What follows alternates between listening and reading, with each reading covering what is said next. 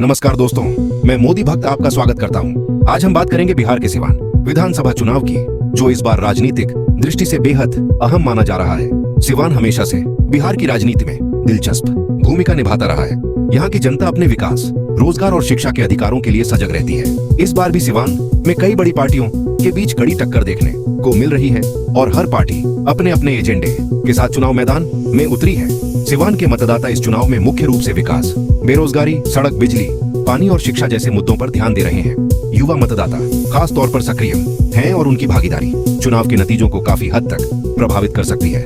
पिछले चुनावों में भी सिवान ने दिखाया है कि यहाँ की जनता बदलती परिस्थितियों और विकास की दिशा में अपने मत का इस्तेमाल करने से पीछे नहीं हटती।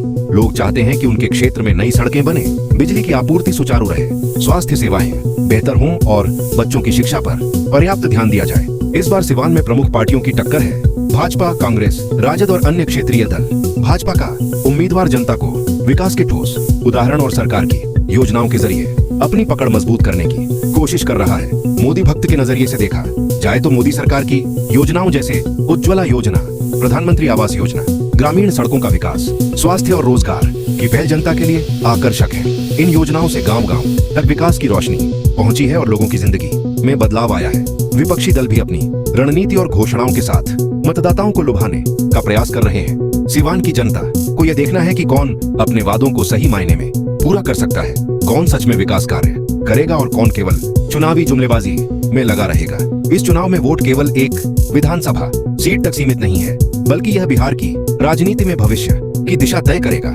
इसलिए सही जानकारी के आधार पर मतदान करना और अपने क्षेत्र के लिए जिम्मेदारी से निर्णय लेना बहुत जरूरी है। इस चुनाव में युवा मतदाता बड़ी भूमिका निभा सकते हैं। उनकी सक्रिय भागीदारी और जागरूक सोच सिवान के भविष्य को बदल सकती है। साथ ही महिला मतदाता भी इस चुनाव में निर्णायक हो सकते हैं, क्योंकि महिलाएं विकास, शिक्षा और स्वास्थ्य पर विशेष ध्यान देती हैं। सभी मतदाता ये सोचकर वोट दें कि उनका निर्णय आने वाले वर्षों में उनके क्षेत्र की दिशा तय करेगा।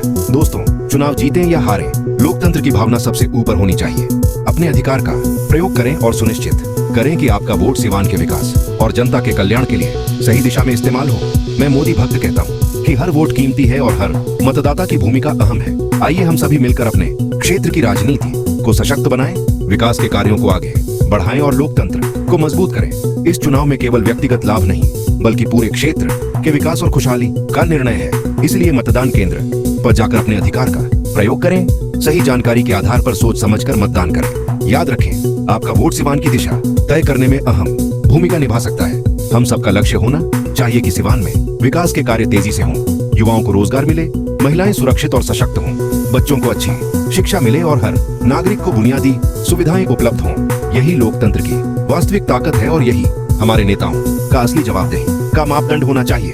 दोस्तों, आइए इस चुनाव में हम सभी जिम्मेदारी से भाग लें, अपने मत का सही उपयोग करें और सुनिश्चित करें कि सिवान का हर नागरिक विकास की मुख्य धारा में शामिल हो। मोदी भक्त के रूप में मेरा संदेश यही है कि लोकतंत्र में आपकी आवाज सबसे महत्वपूर्ण है। आपका वोट सिर्फ कागज का टुकड़ा नहीं है, बल्कि यह आपके क्षेत्र के भविष्य की नींव है। तो चलिए इस चुनाव में सक्रिय हों, जागरूक रहें और सुनिश्चित करें कि सिवान का भविष्य उज्जवल और विकासशील हो। मतदान करें, सही जानकारी के आधार पर निर्णय लें और लोकतंत्र की शक्ति को मजबूत करें।